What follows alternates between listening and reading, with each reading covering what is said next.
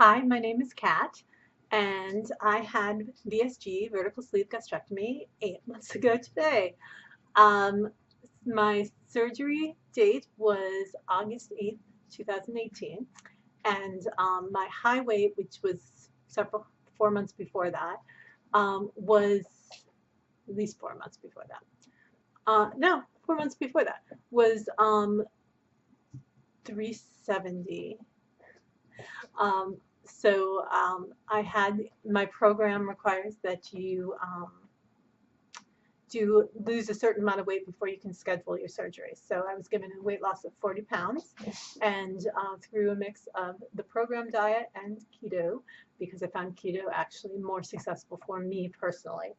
Um, I ended up losing 50 pounds before my day of surgery. So my day of surgery weight was 320, and my weight as of this morning was 239.2, which is a loss. I'm going to get my little app out here because it says all of the information that I am currently just forgetting.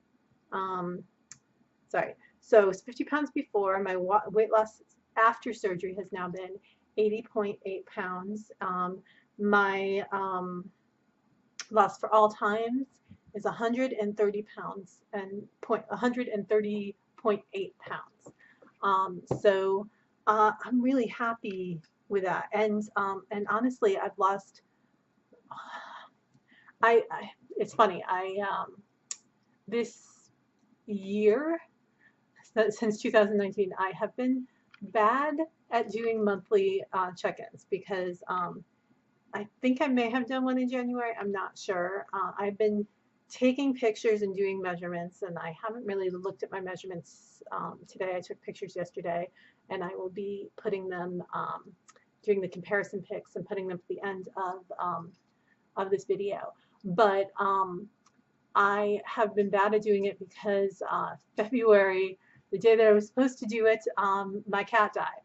So yeah, I wasn't doing that. I wasn't doing much of anything.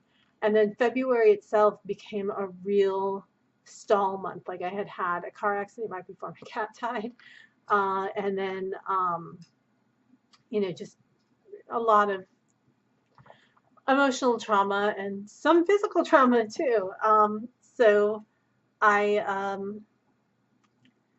then at the end of January, March 8th came around, and I had lost exactly 0 pounds for the month.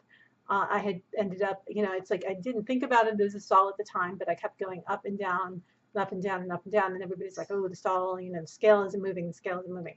The scale moved all the time. It just was up and down, up and down. I probably had like 3 or 4 days in a row where it didn't move. But I have more success from March until today. I had, in the last 30 days, I have lost 8.4 pounds. But the last 3.6 of those pounds were in the last week. I sort of was plateauing out again. I was just getting stuck and not moving.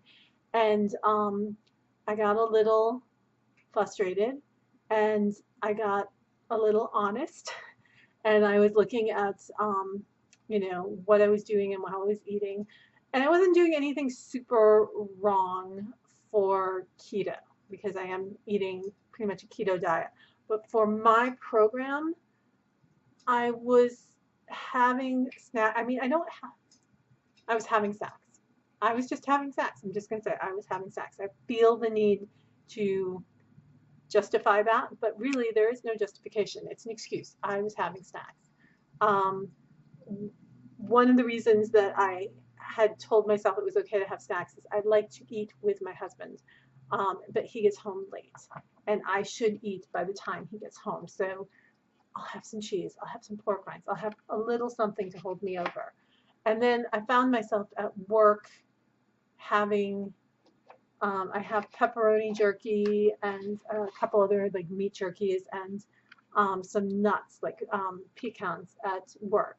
And I found myself usually having a snack before lunch because I like to eat lunch around 1 to also help with my husband's coming home and getting all that organized. So I found myself eating that more often than I should. And the woman who runs our program, she's like, if, sorry, she's just getting into things she shouldn't get into. So I pick her up, I know at least where she is. Um, she often says, well, if you took me home with you and you wanted to have the best weight loss you could, I would feed you nothing but steak and broccoli, and that would be all you'd eat. And I'm like, okay, let's see. And I'm actually not doing the broccoli, but I am now having steak for breakfast, 3 ounces of steak for breakfast with a little bit of homemade um, blue cheese mustard. I got a jar of blue cheese mustard from Trader Joe's this holiday season and then didn't try it until I think February. And I was like, oh, this is awesome. And I used the whole little jar up and I'm like, okay, I need to get some more. It's not there. It's a holiday season thing. So hopefully they get it again this holiday season and I'm just going to stock up. Um, but I found a recipe to make my own. Not quite as good and kind of messy and weird, but it gives me a little, it's just a tangy mustard taste. It's like 5 calories, and it's, yeah, it tastes good. And it just gives the steak a little bit of, so I have 3 ounces of steak for breakfast, and I have breakfast around 9. I have breakfast around 9. But I've been also like with this, I've also with this plan and the meat plan, I've also upped my water count. My water goals for my program are 64 ounces. So I have, I was actually reading Target 100, or technically listening to it because I did it on Audible. And such drama. It's hard to be a kitten.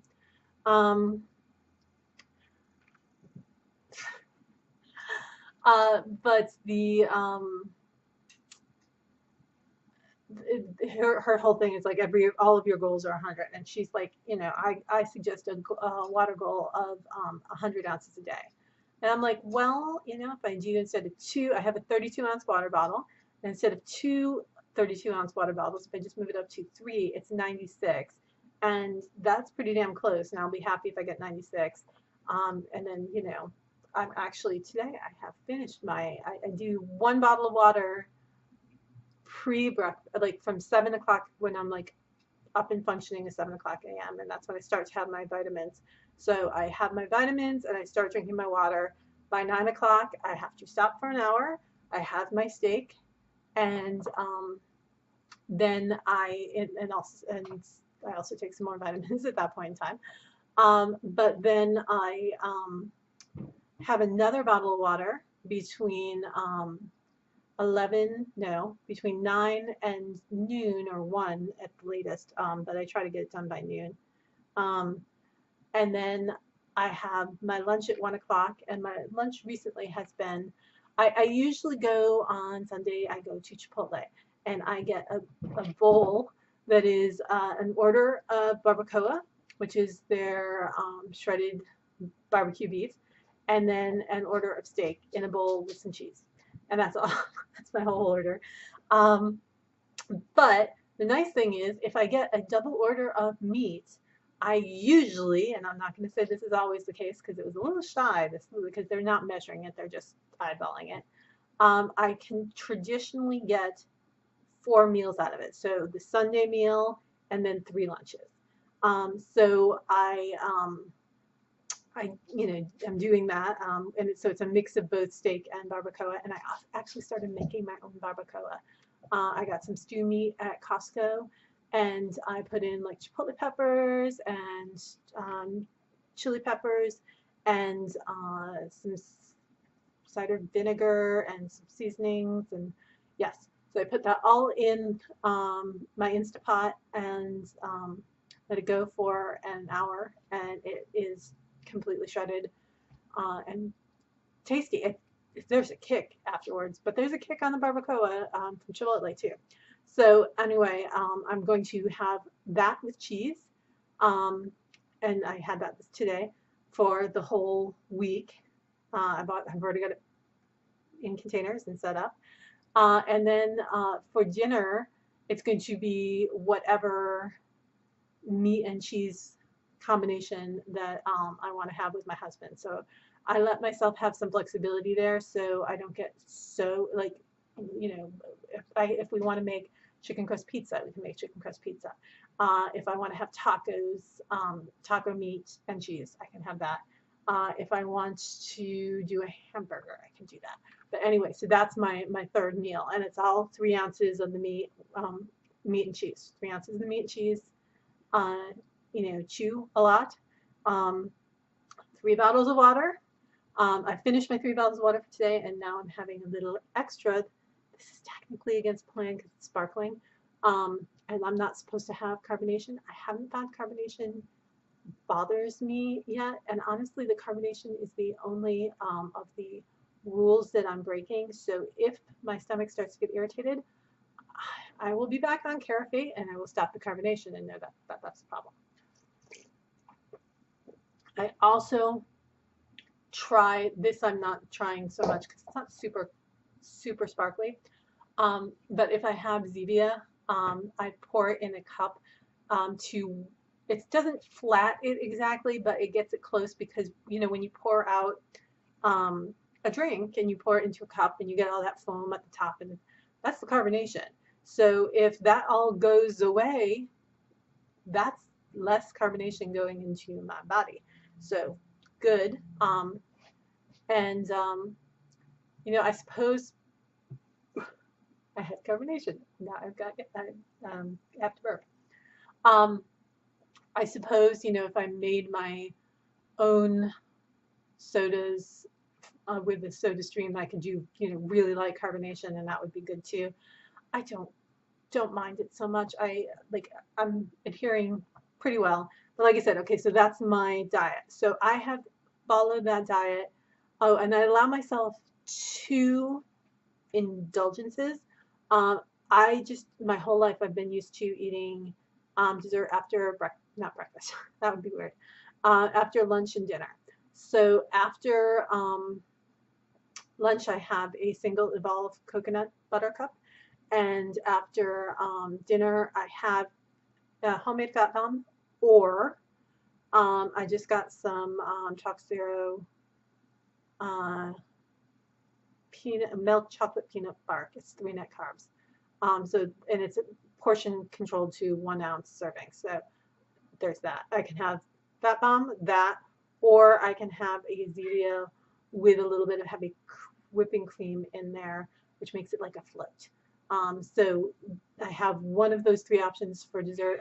Feel like I get to mix it up a little bit, but none of them are high in calories. None of them are really throwing me off my plan.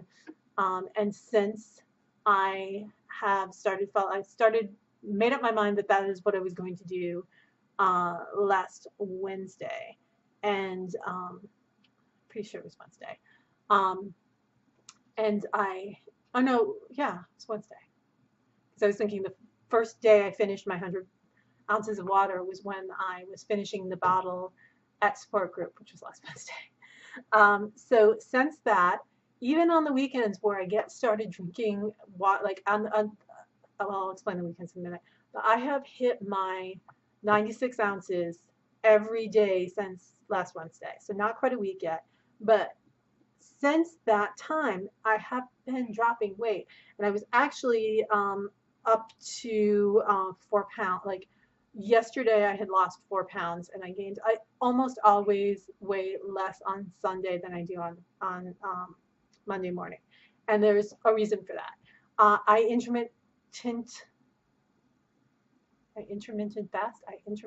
fast. I guess that's how you say it. I practice IF, intermittent fasting, on the weekends. And that's mainly because I don't want to wake up early. So I don't usually eat until, like, on the weekends, I'll eat between 11 and noon, like in that window. I'll have my sorry, I'll have my lunch at that point in time, and then I'll have dinner around 5 or 6. Um, and you know,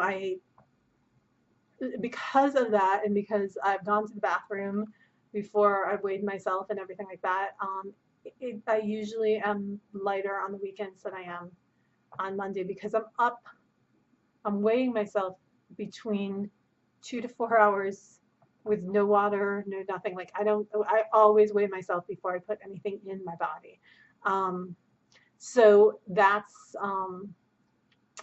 you know, why I think I'm always lighter on the weekends. But for me, a 3.6 pounds loss in not a full week, because that's, you know, that's really good. I'm really, I don't know, I'm really happy with that. So I'm gonna keep this up. I don't know if it's the water doing it, if it's the meat doing it, if it's a combination of both. I'm gonna be happy no matter what. Um, I, you know, I haven't put together my pictures, so I can't say if I see if I notice a loss from last month to this month. I usually don't put all of those in my schedule, or in my shoot. What I'll do is I'll put um, my starting weight, my earliest one, and my surgery weight. Um, so you can see, I mean, it's always going to be 50 pounds between, I think it's my surgery weight. I'm not sure. I have it like written in, and I have the weight there. No, those are my glasses to stay on the table. I saw a meme that said, there's proof that the world is not flat, because if it was, cats would have knocked everything off of it already. And that is certainly true with this one. She is very much into knocking things off and then running around with them. She actually unearthed, she's been playing underneath our bed, and she found the collar from my cat who passed away, and Cassie had lost the collar at some point in time. When I say lost, she didn't want it on. So, and I don't even have, you can see she does not have a collar on right now because she is too loud with the collar, and she runs around in the middle of the night. So she, you know, right now is not having a collar. She probably won't stay not having a collar as long as I'm not afraid she's going to run out of the house. I may be getting a sibling for her, because the age difference in my cats is, this one is, are you 6 months now? I think you're 6. I got her when she was 4. I'm pretty sure she'll be 6 months. But then the next youngest cat is 13, and then the eldest is 16. And the 2 older cats really don't want to play with her, and she's desperate for a playmate. You know, she attacks their tails, she does all the stuff. So I'm seriously thinking about getting another cat around her age, just to wear her out, because little cats are exhausting. So anyway, I hope you're having a great month, and I actually will be back on Wednesday, and we'll see how close, how much more, 2 more days, how much more I'll lose. I don't anticipate it being a huge amount, but I did have the goal of saying, so my birthday is May 7th, which, you know, of course, is the day before,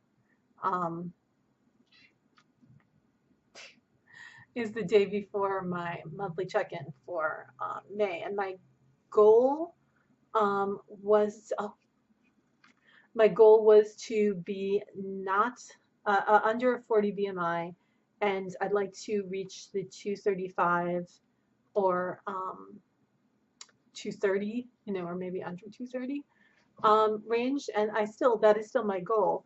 But the awesome thing is, My BMI is now 39.8.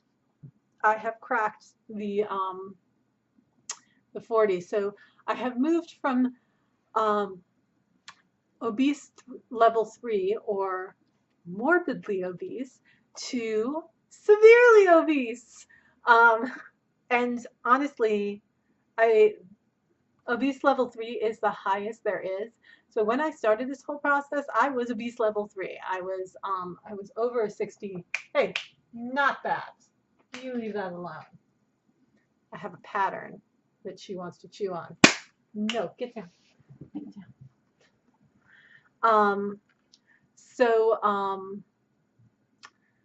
I feel like I've been this this level of obese for a long time. So to finally be like obese level 2 is great, but it also means that as long as the weight loss continues, which knock on wood, it will continue to it will drop.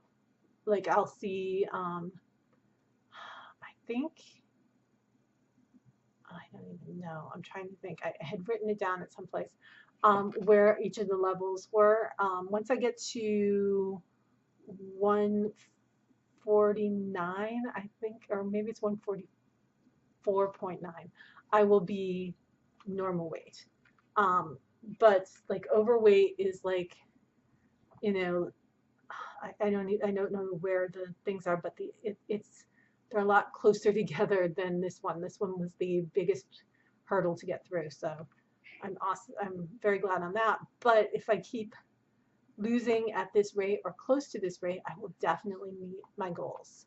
And then after, after getting that 220 goal, the next goal is under 200. I there have been so many times that I'm just like, maybe someday, and someday I'm going to fit into that. Someday I'm going to be able to do this. Someday I'm going to be able to do that. And it's it's really happening, and that's fantastic. And I know I have had a remarkably symptom-free recovery, and like I haven't had reflux. I haven't had any issues with like even my one bite too many is just like either I'm smart and I am catching the one bite really before the one bite too many. But I'll know when I've eaten enough and I'm like, oh, okay, or maybe I'll hiccup. But other people have had, have pain, feel like they're going to throw up, actually throw up.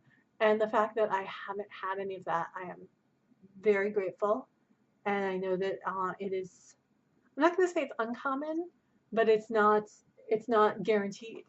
But I would highly recommend this surgery, and I'd highly recommend following keto diet for people with this surgery, because I think that it really helps. I think that it's very, like protein, yes, but I just do high, I do my proteins with a little higher fat than everybody else. I don't follow, I got into a group that was online for bariatric keto, and they were so strict and private, and they were like, oh, we're a business and you have to pay to get your macros done and you do your one-on-one and all this. And I'm like, I did it, and afterwards I'm like, no, I don't care. I'm just going to do what feels good to me. And I, like staying with the meat, but they were weird. So I'm happy, and I'll record another one on Wednesday. So bye.